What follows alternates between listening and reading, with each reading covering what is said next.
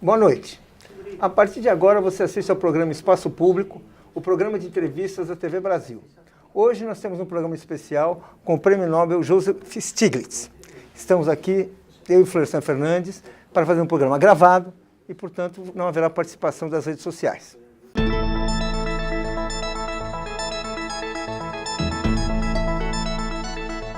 Aos 72 anos de idade, Joseph Stiglitz formou-se em economia pelo Instituto de Tecnologia de Massachusetts. Entre 1995 e 1997, no início do governo de Bill Clinton, ele foi chefe da assessoria econômica da Casa Branca.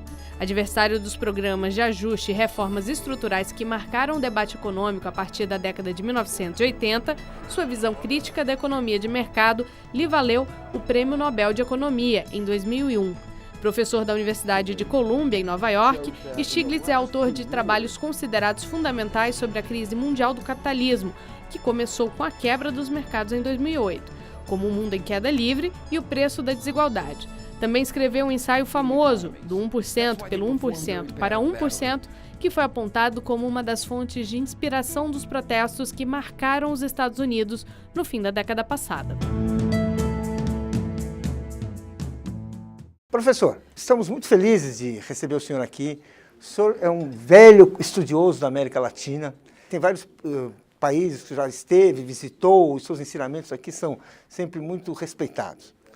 Um ponto que eu gostaria de começar falando é uma frase que eu estava lendo aqui nesse livro do senhor, O Preço da Desigualdade, em que o senhor diz uma frase que me chamou muito a atenção. Que o senhor falou que nós estamos num mundo em que a coesão de valores está se rompendo, em que a solidariedade social está cada vez mais complicada. E o senhor tem uma frase aqui que eu vou ler para o senhor, que é assim: um sistema básico de valores teria que haver gerado um sentimento de culpa por parte daqueles que se dedicam a fazer empréstimos abusivos, por aqueles que exploram os pobres com hipotecas que são bombas relógios, ou por aqueles que fazem programas que vão permitir que eles ganhem comissões milionárias e sem paralelo. Essa falta de sentimento de culpa, o senhor acha que é um dado muito importante desse momento que a gente vive, dessa economia cruel? Como é que o senhor vê isso? Well, I think that one of the striking things about our society today is that so many at the top see their higher income as a result of their just desserts for their own work. One of the presidential candidates in the United States talked about himself as a self-made man. But of course, nobody is self-made. I mean, by definition, you are born. But there's a fundamental problem that all of us benefit from our society. I see people working very, very hard, very bright people in other countries, and they're not very well off. So the only reason that one really can achieve something is because of the society that we're a part, the way the government enforces laws, the benefits that we get from public highways, all these things that we often take for granted, but are essential for the well-being of all of us. And so I think people have to understand there's no such thing as a self-made person. We're all part of a society, and that's why solidarity is so important. O senhor é um crítico do fundamentalismo de livre mercado. O senhor acha que o sistema financeiro dominou hoje o planeta? Nós estamos hoje na mão desses bancos? Well, I think that one of the things that's been very clear since the crisis, but it was clear even before that, was that free markets on their own are neither efficient nor stable. They took the savings of millions of people and mismanaged it. And the result of that is the whole world suffered. The bankers were an important part of the story, but the failures go deeper. Now, what we're beginning to understand in the United States is that the system has benefited a very few people at the top, but not most of our citizens. So that today, for instance, those in the middle have a lower income than they did 25 years ago. So everybody talks about how successful the American economy has been.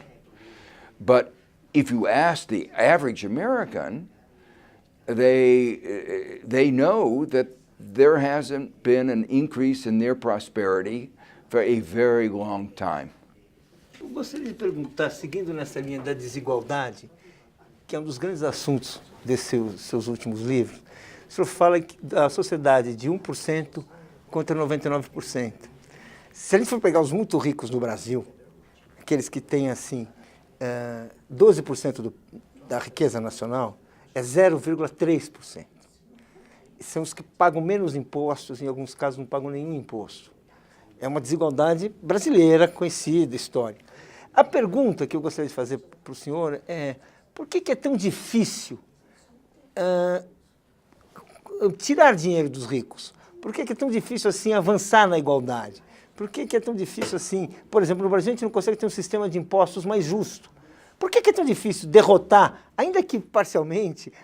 Por que é tão... De onde vem isso? This is one of the important points that I raise in my book, that there is a very close connection between economic and political inequality. You know, we like to think of our democracies as one person, one vote. But one of the things I point out, the American democracy, and this is true in other countries, we've become increasingly like $1, one vote. In America, we're very explicit. We allow corporations to make unlimited campaign contributions. And money talks in politics. The result of that is that in the United States, for instance, and this is true in other countries, you know better Brazil data than I do, that the very top pay a lower rate than those lower down. Warren Buffett, who is one of America's wealthiest men, actually said this is wrong, that it is wrong for him to pay a lower tax rate than his secretary. But in spite of the fact that he said that, and he was one of those honest voices calling for reform, we haven't changed things. That it is still the case that somebody speculating on land, who is very wealthy, pays half the tax rate of somebody who works for a living.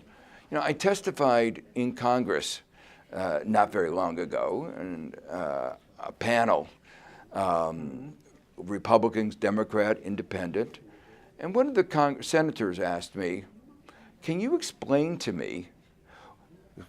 my constituent, my voter in my district, who's a plumber, and he wants to know why should he pay a higher tax rate than somebody speculating on land? And if you speculate on land, you don't get more land. There's no supply benefit. He says, it's unfair. Can you give me an explanation? And none of us could explain it. And yet, Congress doesn't change it. The president doesn't even propose changing this. So, Por quê? Por que é tão difícil? Porque vai criar conflitos que ele não quer enfrentar de jeito nenhum. Como é que é isso? well, I think the next presidential candidate on the Democratic Party will propose changing this. I think there is now such a groundswell in the United States saying that this system is unfair. And not only is that unfair, it's distorting our economy. And I see it very strongly. You know, my best students aren't going into teaching, into public service, into research, into all these things, even into business. They're all going into finance, into speculation. And it breaks my heart because they have talents. And the interesting thing is after 20 years, 25 years, they come back and they say, I made a mistake. Money isn't everything. Essa história é muito parecida com a que ocorre aqui no Brasil, né? Nós temos uma eleição que parece que distorce um pouco a eleição presidencial no Congresso. O presidente é eleito e não consegue fazer maioria no Congresso e fica refém de partidos que fazem negócios na hora de fechar o apoio, né? Nos Estados Unidos, se o Partido Republicano continuar mantendo o controle, o que vai acontecer com a economia do país? Politics is always complicated, and even the politics within the Republican Party is very complicated. The Speaker of the House couldn't get enough support from his own party that he had to resign. So the Republican Party is very divided. But what worries me is the following. About a third of a century ago, America began an experiment. What we said is, if we lower tax rates on the top, we strip away regulations, the economy would grow faster. Yes, there would be more inequality, but the increase in growth would be so much that even the people in the middle, the people at the bottom would be better off. Well, we now had a third of a century of this experiment, and it has failed. It succeeded in only one thing, creating inequality and making inequality, America, the country in the world among the advanced countries with the highest level of inequality and among the lowest levels of equality of opportunity. Unfortunately, the economy actually grew more slowly than it did in the decades after World War II when we had shared prosperity. And so the result of that is the people in the middle are worse off than they were a quarter century ago. Almost all of the growth that has occurred in a third of a century has gone to the top 10%. At the bottom, the wages at the bottom are lower than they were 60 years ago. Can you imagine 60 years with no increase in the wage at the bottom? Unfortunately, the Republicans are committed to doubling down. That's an American expression meaning double your bet on a failed strategy. Put more money on. So it hasn't worked for a third of a century. The problem is we haven't done enough. And I can tell you from my analysis and what I say in this book, if we do more of that, we're going to get even more inequality and we're going to get lower growth. The title of my book is The Price of Inequality.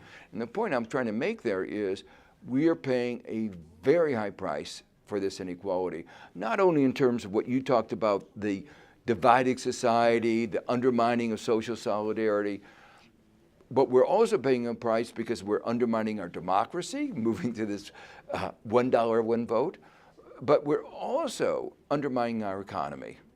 Our economy is growing more slowly, short-sighted.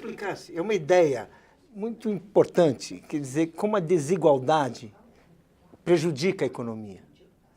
Isso é uma ideia que as pessoas não gostam de pensar. Os economistas, em geral, gostam de pensar que são outras leis, a economia funciona de outro jeito, você não está entendendo nada, economia é o mercado é outras coisas, tem que fazer umas contas matemáticas. Isso coloca essa questão da desigualdade no centro da discussão, isso não é o único. Depois do senhor, o Thomas Piketty, coloca esse problema de uma outra forma, estudando a desigualdade, fazendo coisas assim. E outros economistas, é um fulcro muito importante nesse momento para discutir a economia. Dá para você explicar aonde que a desigualdade atrapalha? Por que a gente cresce menos? Por que tem menos oportunidades numa economia desigual? First of all, let me point out, this is not a left-wing view. The IMF, which is not a left-wing institution, has said their research shows that countries with more inequality perform more poorly. They grow more slowly, they're more unstable. Now, there are a number of reasons that my research and research of the IMF, research of the OECD have tried to explore. Why is this? There are a couple reasons. One of them is that when you have a lot of inequality, and especially when you have inequality of opportunity, what that means is those at the bottom are not living up to their potential. They're not getting the education that they need. So, in effect, you are misusing, underutilizing your most important resource, your human resource. You're not using it to its potential. And so, of course, you're going to grow more slowly. But there are other reasons. And those are related to the way inequality has been growing in most countries. And that has to do with distortions in the economy, monopoly power, the ability, when corporate CEOs are able to get so much of the corporate income, there's no money left over for investment. And if you don't invest in the economy, you're not going to grow. The financial sector, which has been one of the big sources of inequality, has been taking money out of corporations rather than putting money into corporations. So you get a distortion from this monopoly rent, from these monopolies, which actually slows economic growth. Then you have other problems as well. The financial sector, again, a source of so much inequality, is very short-sighted. And because it's short-sighted, it's not investing in technology, it's not investing in people. And the result of that is the economy doesn't do as well. But there's still one more that I think is particularly important, given the beginning of our conversation about solidarity. For societies to work, you have to have a kind of consensus. You need support to have public investments in infrastructure, technology, education, the things that make our society function. We live in a very urban society. When you live in an urban society, you're constantly interacting with other people. You need water, you need sewage, you need roads. Again, if you don't have enough social solidarity, if you don't have enough cohesiveness, you're not going to be able to get the political support for those investments, those public investments that are so important. One of the reasons you can't get that support is that the people at the very top, they don't need public schools. They don't need public transportation. They have their helicopters or their, you don't need parks, you don't need all of those other public services. And they're afraid that if you have a government that is too strong, it will use its power to redistribute. But what they don't understand is they're being short-sighted, because the only sustainable and real prosperity is shared prosperity. So when you create a society with more cohesiveness and more equality, even the 1% benefits. A gente tem uma experiência rica na Europa com as crises que ocorreram nos países, principalmente ibéricos, né, Portugal, Espanha e Grécia, né, onde o sentimento de mudança, principalmente na Grécia, foi muito forte. Imediatamente, setores da mídia europeia já começaram a dizer na época que a Grécia estava propondo calote, né, quando na realidade ela estava querendo uma reanálise da dívida que tinha sido feita com os bancos europeus, né, com o banco do euro. Eu pergunto ao senhor, qual o papel da mídia no sentido de preservar o poder e a riqueza na mão desse grupo, que hoje fica com a boa fatia do que o planeta produz? Well, there are many aspects of your question. Let me take a couple of them. No, first, what is very clear is that the economic policies that the Troika, the IMF, the European Central Bank, the ECB, and the European Commission imposed on Greece and Portugal, the other countries, were a disaster. The result of it was depressions. Some American economists had said a few years ago that depressions are over, they're a thing of the past. And no longer after they said that we created a new depression. But it was created, it was not necessary. It was their extreme austerity that depressed the economy so much. And they had an election, and in Greece and in Portugal, they said, no way, this austerity is unacceptable. 62% in both countries voted against austerity. But what has happened in Europe is very troublesome because they're undermining democracy. In the case of Greece, after they voted, the Troika said, you don't get to choose your economic policy. You have to do what we tell you. If you're part of the Eurozone, you've given up your economic sovereignty. And economics is what everybody cares about. So to me, and in Portugal, you see something almost is just as bad, that the president refuses to install a coalition that had a majority of the votes, because he says they're against the Eurozone, and I won't do it. So we see a real undermining of democratic processes in both of these. A Europa como uma unidade, com uma moeda única, com esses países renunciando a uma parte da sua soberania, uma coisa de sobrevivência muito mais difícil do que a gente pensava 20 anos atrás. Porque um país, uma unidade que você precisa impor interesse, vamos falar assim, francamente, da Alemanha para Portugal, da Alemanha para a Grécia, da Alemanha para a Espanha. Você precisa impor interesses, que não são interesses nacionais.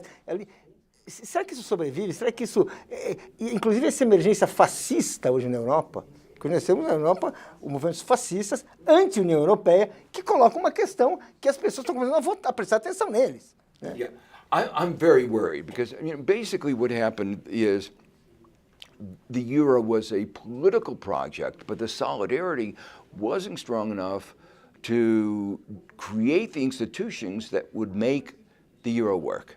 So the result of it was they had an economic project, but economic integration outpaced the political integration. There wasn't enough of the solidarity that would work, and we now, since the euro created, seeing the consequences, which in my judgment have been an economic but also a political disaster.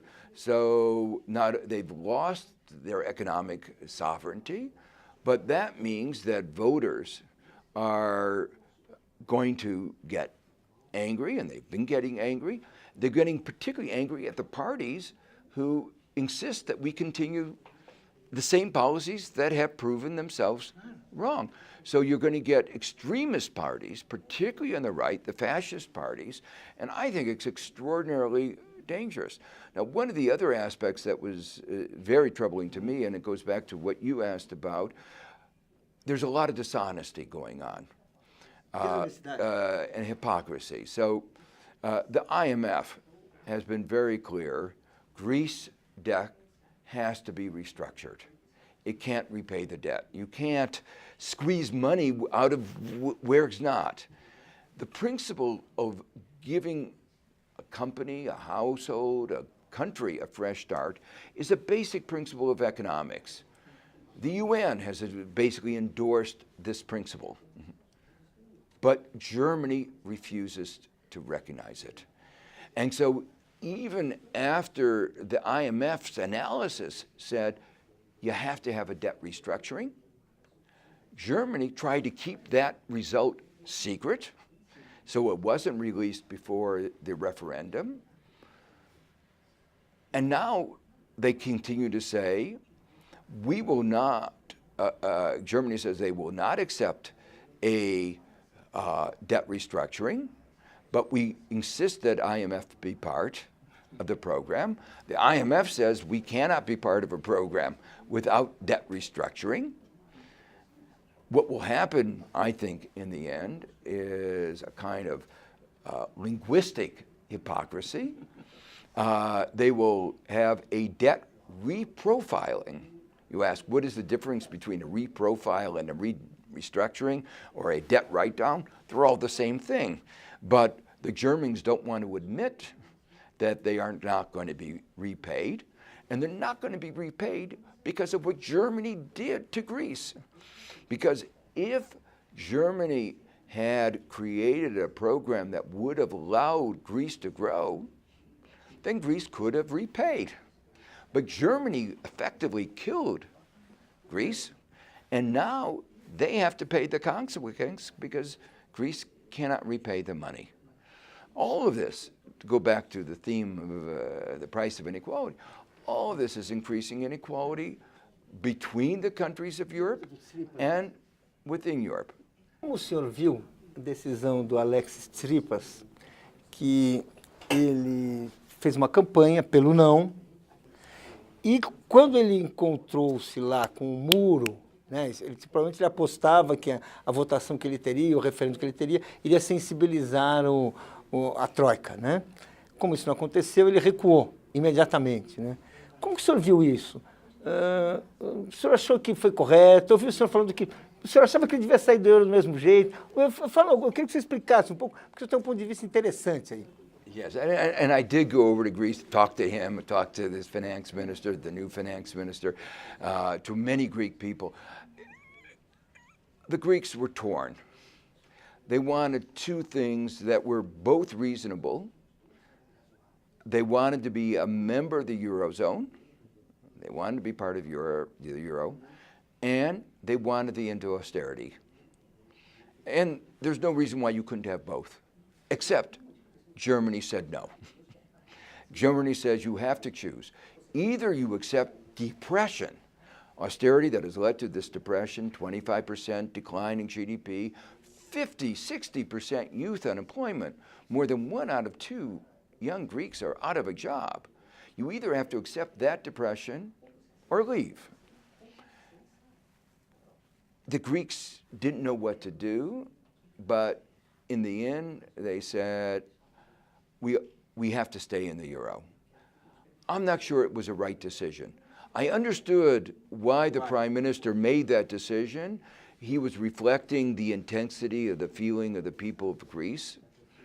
But what I would have done was to go to the Greek people and say, look, there are many countries in Europe that are very European. They're part of Europe. They're part of the European Union, but they're not part of the Eurozone.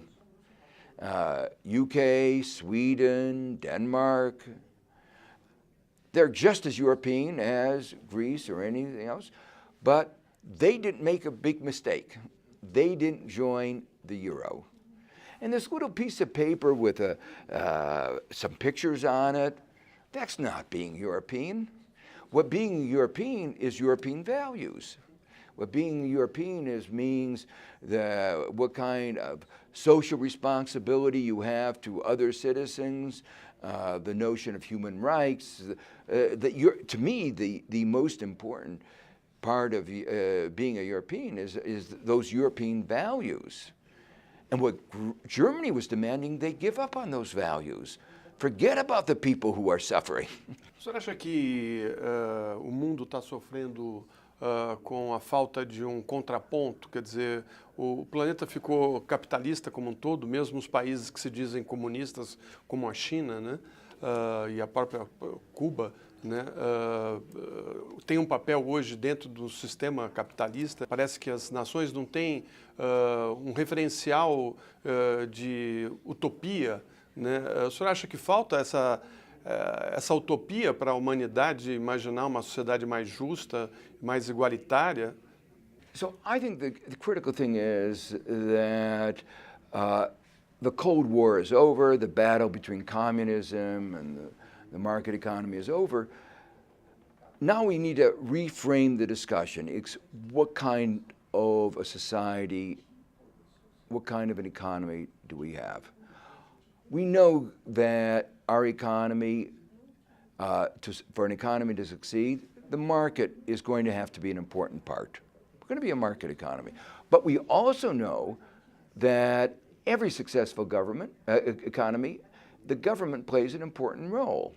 Who made the investments in the United States in the internet? All the big innovations in America, it was the government that was the basis. And then the market brings it, firms bring it to the market, but it was the government who did the basic research. And so we have the government, we have the market, and we have a third, we have civil society. What's the strongest institutions in America? When everybody thinks about America, what do you think is the strongest? You think of our universities. They're neither for-profit or government. Harvard, Columbia, all of these are nonprofit foundations. And we forget about that. Those are an important part of our society. They're neither government nor market. They're sort of what I would call part of civil society. Very important. So what we need to do is think about how do we bring those three things together in balance. And if you get them out of balance, then you're going to wind up in a situation where the economy, society, doesn't function well. That's what happened in the United States before the crisis of 2008. We got out of balance. We went free markets unrestrained. And we all suffered as a result. And we still are suffering as a result. There are very many different kinds of market economies. Scandinavian countries have succeeded in getting the balance better. They've been growing more strongly, and every part of their society has been sharing in that prosperity. So that's one economic model. It's an alternative to the American model, and I think in many ways it's been working much more successfully for most of the citizens. I mean, if you're in the 1%, go to America. That's the best place to be, especially if you're in the top 1/10 of 1%. It's the best place. But if you're poor, it's not the best place to be born. Choose another country to be born. So there is an important discussion for Brazil and for all countries to have, is what kind of society, what kind of balance between these three parts of our society that you want to achieve. Nós vamos agora para rápido intervalo e voltamos em instantes com o professor Joseph Stiglitz, Prêmio Nobel de Economia.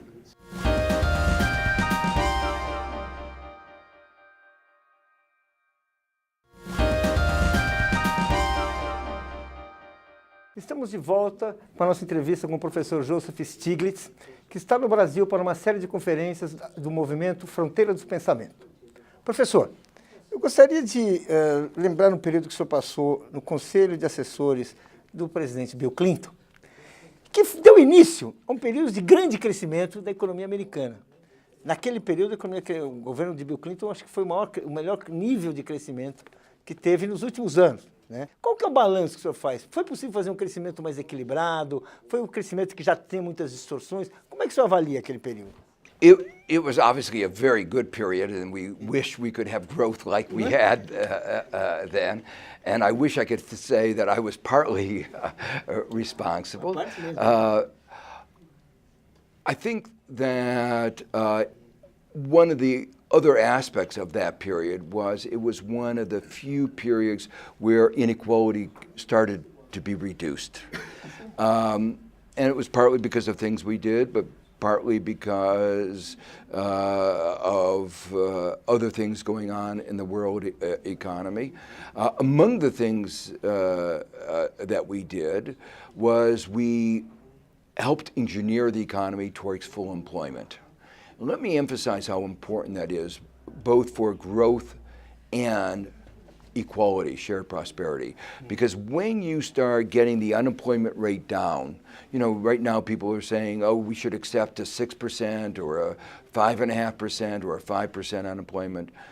But in my mind, if you can get the unemployment rate down very low, that creates pressures to raise wages at the bottom, and that helps the people who are in the bottom.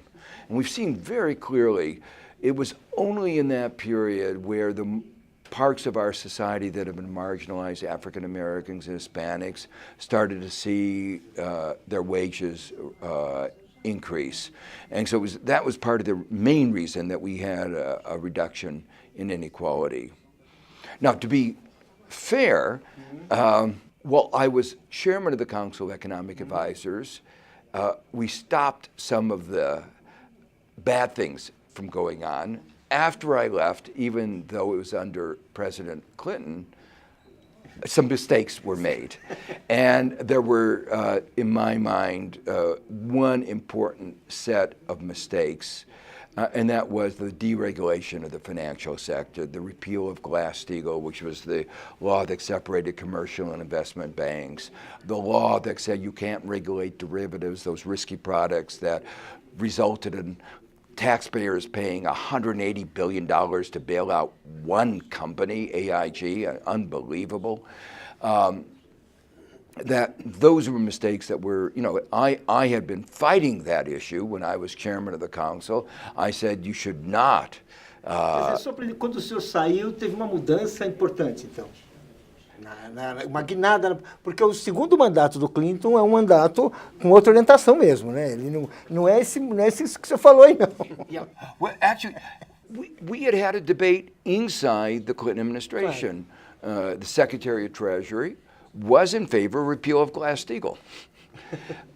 But as an economist, not as somebody from Wall Street. He came from Wall Street and he went back to Wall Street.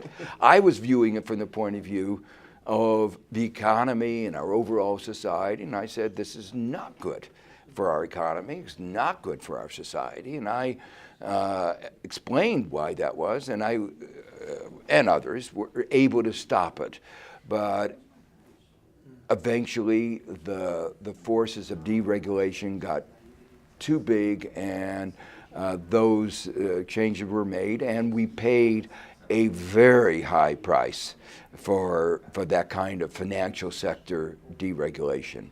There was one more thing that happened, and that happened while I was still chairman of the Council of Economic Advisors. I fought it, and that was a battle I lost. You win some, you lose some. That's politics, as you know. And that was the battle over lowering the tax rates on capital gains. Because our analysis at the Council of Economic Advisors was very clear. Lowering taxes on capital gains does not lead to more investment. If you tax speculation, lower rate, land speculation, you don't get more land. You just get more rich people. So the capital gains did not have a good incentive effect. In fact, it distorted incentives. It encouraged people to go into speculation. But it created a lot more inequality. And Clinton did lower the tax rate on capital gains, but then that problem got much worse under President Bush, where they lowered them a lot more. And that was part of the momentum towards greater inequality in America. No Brasil, os ganhos de capital, os ganhos de dividendos não são taxados. I think it's outrageous. In the United States, we are debating about creating what we call a fair tax system that says anybody's income, no matter, should be taxed in the same way. Why should you tax the income of a worker at a higher rate than somebody who's clipping coupons, who inherited the money from his parents, who speculated on real estate? Why do they get taxed at a lower rate than somebody who's working for a living? There's no justification for that. So our debate is, can we at least get rid of this distortion and this inequity? And when I hear countries like Brazil where they don't tax it at all, I just don't understand it. O Brasil viveu grande momento, como o senhor viveu no governo Clinton. Nos últimos 12 anos, o país diminuiu a desigualdade social, houve uma grande inclusão, o desemprego caiu e o país era visto no mundo como o grande acontecimento. Inclusive, durante a crise econômica que afetou os Estados Unidos, o Brasil passou por ela tranquilamente. Agora, nós vivemos uma crise que a gente não sabe qual é a dimensão econômica e qual é a dimensão política. Acho que as duas coisas estão tirando o Brasil de um caminho que ele estava tomando. Qual o conselho, se o senhor pudesse dar um conselho à presidente Dilma, qual conselho o senhor daria a ela? I think Brazil should be commended with the policies that you've undertaken over the last 20 years that began with Cardoso, continue with Lula, increasing education, increasing the Bolsa Familia, fight against hunger. You are really an example of a fight against inequality that worked. And you see it in the statistics, and it's really very surprising that in a short period of time you can see the magnitude of the reduction in inequality. So it's a real achievement. The real question is, how do you continue that? Now, you mentioned one of the reasons for your success was that you got down unemployment, and that was the same thing as part of our success. And what worries me right now is that you are pushing policies of austerity, government cutbacks, that almost surely will increase unemployment and increase inequality. Now, there's one aspect of the Brazilian economy that I think needs to be examined in detail, and that is your financial sector. You're an exception. And not one maybe that you should be proud of. You have some very good institutions that have earned the respect of people all over the world.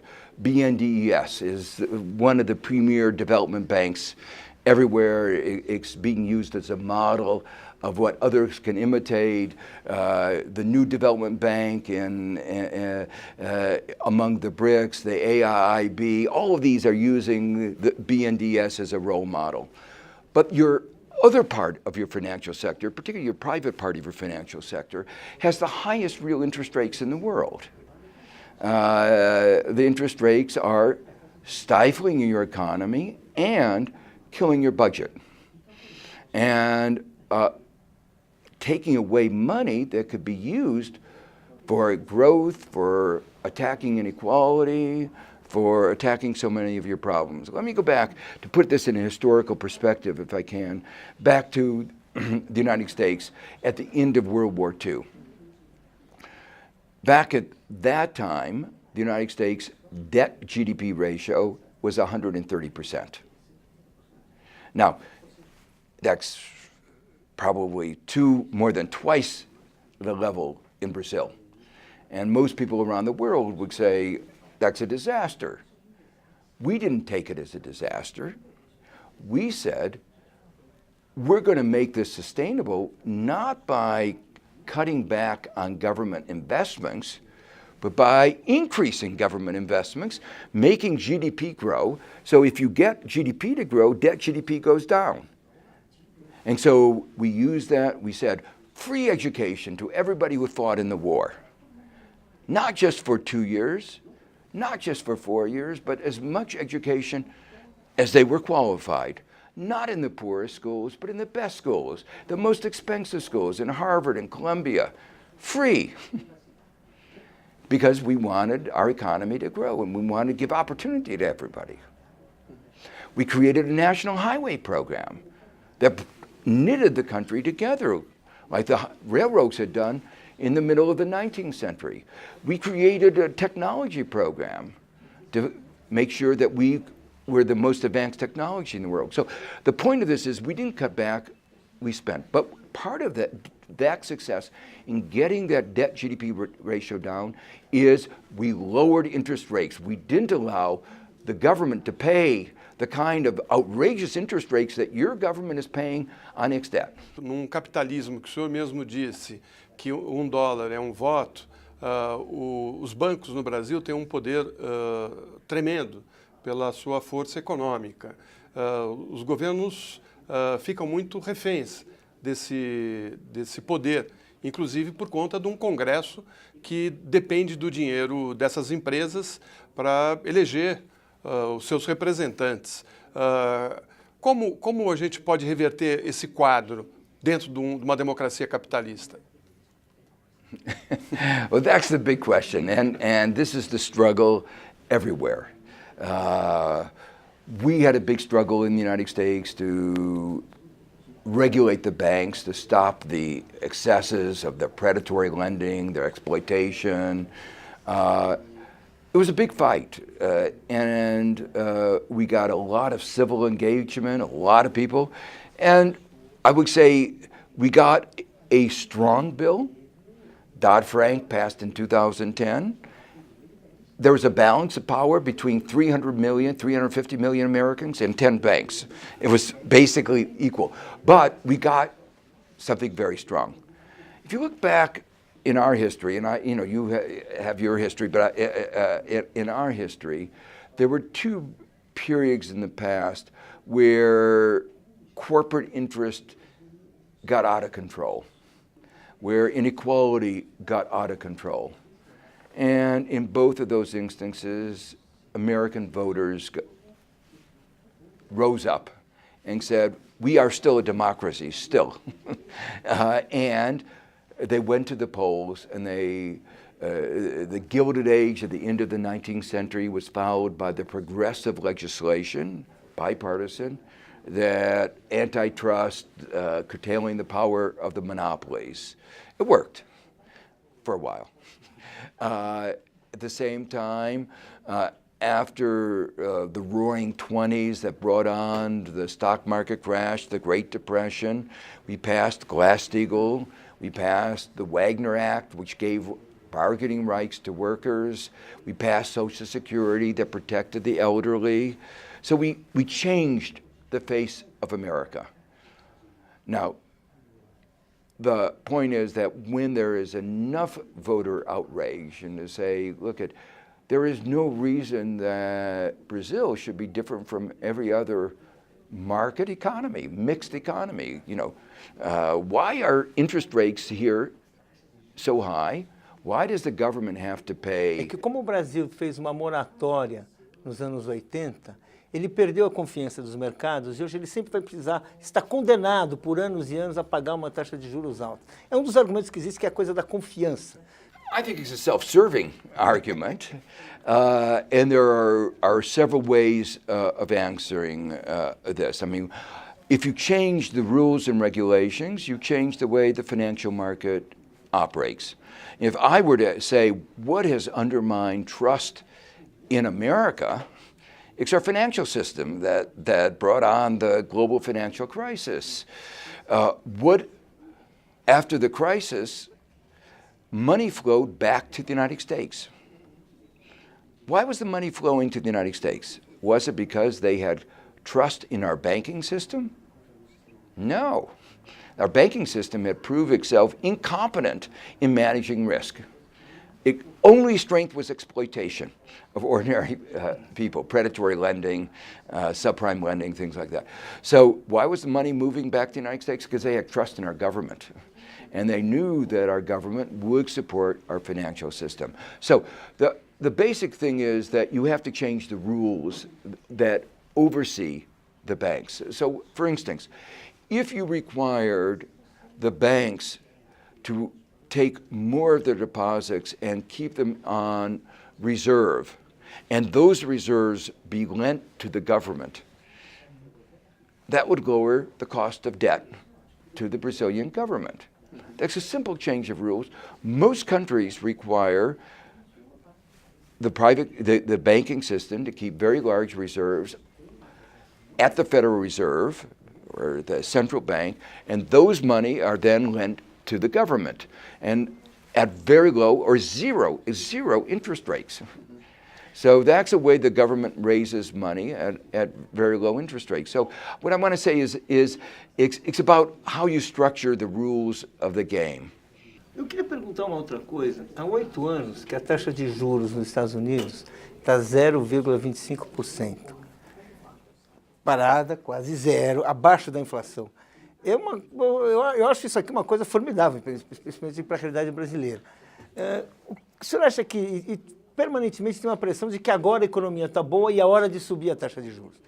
Ou seja, o mercado está querendo fazer subir. O senhor acha que vai dar para resistir por muito tempo? O senhor acha que esse período, essa taxa de juros baixa foi favorável? Como é que o senhor vê isso? There are 2 points that I make. First, going back to Brazilian interest rates compared to American interest rates, the fact that Brazilian interest rates are so high puts your firms at a competitive disadvantage with those everywhere else in the world. That you've done actually remarkably well given the disadvantage that your financial market has put at you. But you should recognize that something is wrong with your financial markets that puts the rest of your whole economy at such a disadvantage. The only part of your financial market that is working, in some sense, are the development banks, like the BNDES. Sou o grande admirador do BNDES. Por quê? They're lending at reasonable interest rates. Now, some people say they're subsidized. They're not subsidized. They're normal interest rates. They're the interest rates that any normal economy would be facing. So I wouldn't call them subsidized. I would put it somewhat differently. You're putting a tax on every business in this country that has to go through the private banking system. They're paying a very high tax for this very high interest rates that the private sector charges, but it's a tax that doesn't go for public purpose. It goes to the banks. So this is clearly a distortion. And I think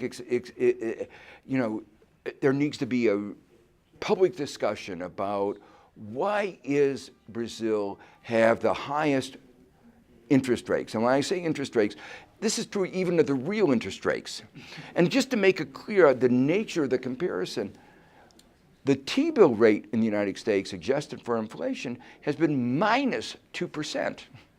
So we have negative real interest rates, and you have very high positive real interest rate. It's an unlevel playing field. Taxas negativas, uma economia pode funcionar, né? E até está funcionando, a economia americana está até crescendo relativamente mais que a Europa com essas taxas negativas, né? The negative rates have kept our economy from doing worse than it otherwise would. Going forward, I think the increase in the nominal interest rate from that very low number to a more normal number, I think it's going to happen very slowly. It's not going to happen overnight. And the reason is the American economy remains weak. And the reason the American economy remains weak is primarily due to two factors. One is our huge inequality means that there's a lack of demand. When you have so much money at the top and so little at the bottom, there's just going to be a lack of demand, and that weakens the economy. And the second one is the political. We have a mild form of austerity, much milder than in Europe and Greece and Spain and Portugal, but we have a mild form of austerity, and most people don't realize that. We have now something like 500,000 fewer public sector employees than we did before the crisis, and with a normal expansion of our economy, we would have about 2 million more public sector employees, so the gap is about 2.5 million. That's serious austerity, hidden, but it's weakened our economy. And you see that weakness reflected in the wage increases. Wages are basically stagnant. And so this is part of the story of the enormous struggles that America's middle class are going through. Bom, vocês têm uma diferença básica com a gente, que é a questão da fabricação do dinheiro que é usado no mundo. Ou seja, vocês produzem dinheiro. O Brasil não tem condições de produzir dinheiro para se alimentar e para financiar projetos públicos. Eu pergunto ao senhor, o setor privado, como fazem crer alguns capitalistas aqui no Brasil, é mais eficiente que o setor público? I think parts of the public sector are extraordinarily efficient. Parts of the private sector are very efficient. And there are parts of both that are very inefficient. Let me give you some examples. No government agency, no government, has ever wasted money on the scale of America's private financial system. If you count the losses from our financial sector mismanagement in the years before the crisis and the consequences after the crisis, my calculations are we're talking about trillions of dollars, billions of dollars. So in terms of sheer waste, it's enormous. Another example of waste in our private sector, the OECD just came out with new data about life expectancy. There's been across the OECD an increase in life expectancy. People are living longer. But the United States has moved from towards the top of the advanced countries towards the bottom. And yet we're spending more than twice what any other country is spending. France spends 11% of GDP, and it's a lower GDP. We spend 17% of GDP. And yet life expectancy in France is much higher than in the United States. An enormously inefficient private healthcare sector that we have in the United States, a pharmaceutical industry that is very good in exploitation. If you come to the United States and you use your cell phone, you'll quickly discover that our telecom system is not as good as in India, say. So we have those kinds of sectors. On the government side, the National Park Service, Medicare, Social Security are all very efficient public sector services. The transaction cost of Social Security is a fraction of that of the private sector retirement programs. So my view is keep an open mind about it, case by case, and try to study why it is that the National Park Service, why it is that Medicare, Social Security are so efficient, and why it is that our financial system is so inefficient. And so when I say inefficient, it's very efficient in extracting money, but not very efficient in producing the kinds of services that lead to our economy to grow faster. E essas migrações que estão vindo para o Brasil é benéfica para a economia brasileira, principalmente os africanos e haitianos que estão vindo para o Brasil? Well, migration has become a global problem, and I view migration in part as a reflection of global inequities, global inequalities. You know, to go back to Europe, for instance, where there's the massive migration going on, some of that migration is a result of the war in Syria. A lot of the migration is caused by inequality of economic opportunities, economic migration. For instance, there were a lot of people from Albania and other Balkan countries living in Greece. But when the unemployment rate in Greece reaches 25%, 50% youth unemployment, they're leaving. Where are they going? They're trying to go to that part of Europe where there are jobs, and that's Germany. So a lot of that migration is economically induced, and it's related to our failure to create equalities across countries, just like we failed to create equalities within our countries. Infelizmente, o nosso tempo acabou. Queria agradecer ao professor Joseph Stiglitz, queria agradecer ao Florestan Fernandes e queria agradecer especialmente a você que ficou nos assistindo. Na próxima terça-feira, às 11 da noite, para mais uma edição do Espaço Público. Até lá!